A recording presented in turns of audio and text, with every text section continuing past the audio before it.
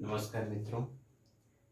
जैसा कि कल मैंने बताया था कि आप लोगों को वास्तविक संख्या में जो बची है वो टॉपिक लेके कल मैं आऊँगा, तो मैं लेके आ गया हूँ।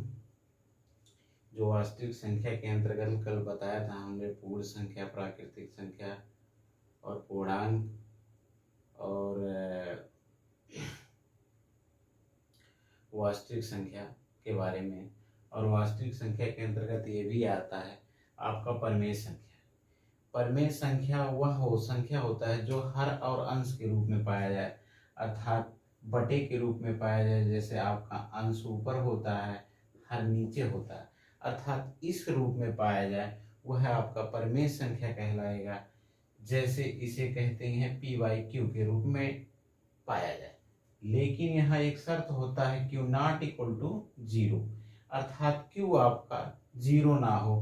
कहने का मतलब हर जो आपका 0 ना हो वह क्या कहलाएगा? परिमेय संख्या कहलाएगा। अर्थात जैसे 11/2, 1/2, 1/3, इस प्रकार की संख्याएं जो होंगी आपकी परिमेय संख्याएं कहलाएंगी। अपरिमेय संख्या वह होता है जिसका मान निश्चित ना होता है। जैसे यहाँ रूट के रूप में जो पाया जाएगा वो जो है आपका अपरिमेय संख्या कहलाएगा। अर्थात जितने भी रूट वाले संख्याएं होंगी वो आपका अपरिमेय संख्या कहलाएगा। ठीक। और सम संख्या क्या होता है? सम संख्या वह संख्या होती है जो 2 से पूर्णतया कट जाए, अर्थात इसमें आने वाली संख्याएं 2, 4, 6, 8 इनफाइनाइट, ये सभी संख्याएं जो 2 से पूर्णतया कट जाए वो क्या कहलाएंगी? सम संख्या। और विषम संख्याएं वह होती हैं जो 2 से नहीं कटती हैं, वह आपकी विषम संख्या कहलाती हैं। जैसे 1, 3, 5, 7, 9, 11, 13, 15, ये आपकी क्या है? जो संख्याएं 2 से ना कटे वह विषम संख्याएं कहलाती हैं। और एक बात आपको परिमेय और अपरिमेय में भूल गए बताना। जैसे आपका पाई जो होता है, पाई, ये आपका परिमेय में नहीं आता, अपरिमेय में आता है, क्योंकि इसका मान निश्चित नहीं किया गया। और यदि अगर इसकी वैल्यू 22/7 रख दी जाए तो ये आपका परिमेय कहलाएगा। क्यों? क्योंकि ये परिमेय के नियम का पालन कर रहा है। अर्थात p/q के रूप में q नॉट इक्वल टू 0, अर्थात q जो है ये 7 है, अर्थात 0 नहीं है, और ये जो है अंश और हर में पाया जा रहा है, इसलिए परिमेय है। लेकिन पाई जो है आपका अपरिमेय है। ठीक। अब आते हैं अभाज्य संख्या के बारे में। चलिए, अभाज्य संख्या के बारे में बता रहे हैं। वह संख्याएं जो केवल 2 ही संख्या से कटे वह अभाज्य कहलाती हैं। जैसा कि आपका 2, 3, 5, 7, 9 नहीं होगा, सॉरी, 11, 13, 17, 19, ये आपकी ऐसी संख्याएं हैं जो केवल 1 से कटेंगी और स्वयं से कटेंगे, अर्थात 2 ही संख्या से कटेंगे, या तो 1 से या तो स्वयं से। वह संख्याएं आपकी अभाज्य संख्याएं कहलाती हैं। वहां आपका दिया एक हेडिंग सह अभाज्य। सह अभाज्य वह संख्या होती है जो सह अभाज्य वह संख्याओं का जोड़ा जो केवल एक ही से कटे, अर्थात किसी संख्या से और ना कटे। जैसे आपका 2, 3, ठीक, 5, 7, 11, 13, ये आपकी जो है सह अभाज्य संख्याएं कहलाएंगी। ये केवल ऐसी संख्या है जो केवल एक ही से कटेंगी। 2, 3 एक ही से कटेगा, 5, 7 भी एक ही से कटेगा, और 11, 13 भी एक ही से कटेगा। ठीक। अर्थात हम इन्हीं में से जोड़ा जो ले रहे हैं वही संख्याएं क्या होंगी आपके सहभाज्य। भाज्य संख्याएं क्या होती है? भाज्य संख्याएं वह संख्या जो किसी भी संख्या से कट जाए, एक को छोड़ के, 2 से भी कट जाए, 3 से भी कट जाए, वह क्या कहलाएंगी? भाज्य संख्याएं। जैसे 4, 6, 8, 10, 12, 18, ये आपकी क्या कहलाएंगी? भाज्य संख्या कहलाएंगी। बस मैं आपको कुछ महत्वपूर्ण बिंदु के बारे में बताऊंगा कि वास्तविक संख्या के जो पॉइंट हैं, जैसे 0 तथा 1।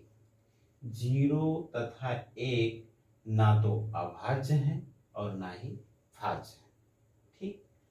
दूसरी बात यह है 0 एक सम संख्या होती है। 0 एक सम संख्या होती है।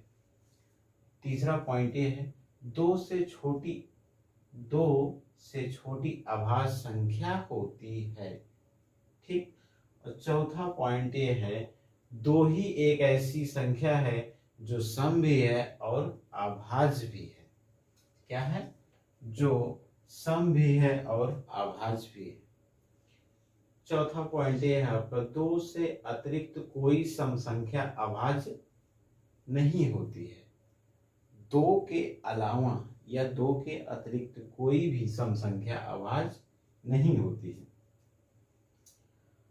और 2 को छोड़कर सभी अभाज्य संख्याएं विषम होती है।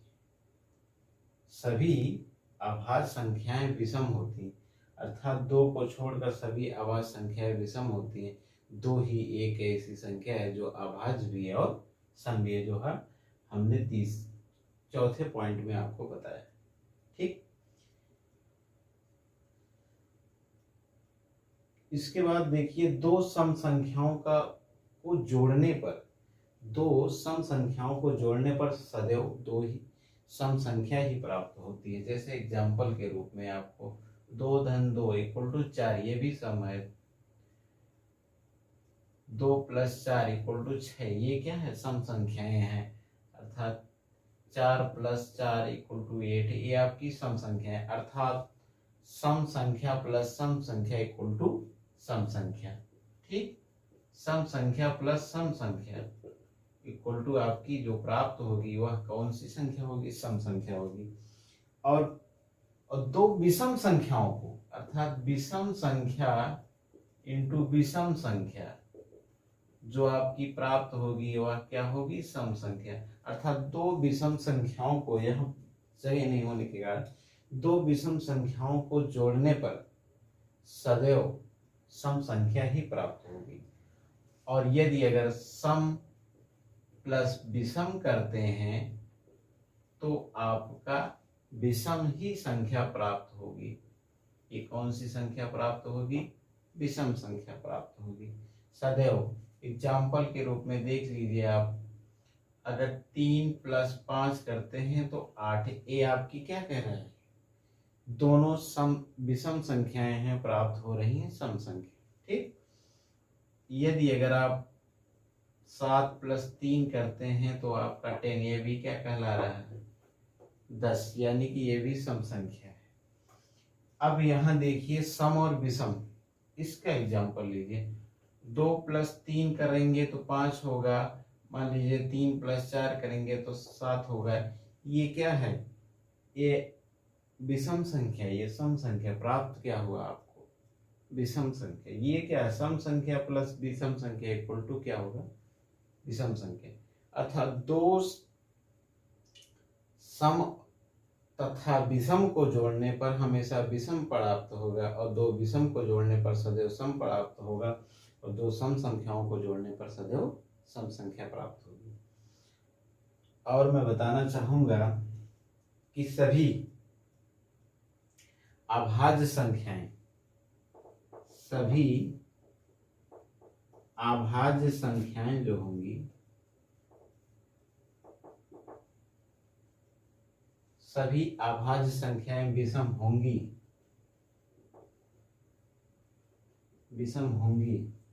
लेकिन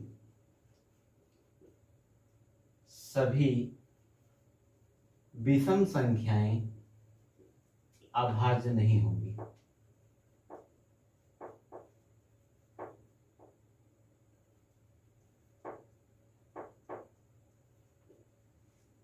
हमने क्या बताया? सभी अभाज्य संख्याएं विषम होंगी, लेकिन जो सभी विषम संख्याएं अभाज्य नहीं होंगी। जैसे एग्जाम्पल के रूप में देख लीजिए, अभाज्य संख्याएं जो है आपकी दो, यहाँ देखिए दो तो अपवाद में है कि दो अभाज्य भी है और विषम भी है। 2, 3, 5, 7, 11, 13, ये क्या है? ये आपकी अभाज्य है। और विषम में क्या है? 1, 3, 5, 7, 9, 11, 13, ये क्या है? आपकी विषम। ये अभाज्य है, यहाँ देखिए ये अभाज्य है, यहाँ भी ये क्या है? अभाज्य। क्यों? हमने क्या किया? सभी अभाज्य संख्याएं विषम होंगी। यहाँ देखिए ये मिल रहा है, ये मिल रहा है, ये क्या है? सभी अभाज्य संख्याएं विषम होंगी, लेकिन सभी विषम संख्याएं अभाज्य नहीं होंगी। धन्यवाद मित्रों। अब इसके आगे आपको कल बताएंगे नए टॉपिक के साथ। धन्यवाद।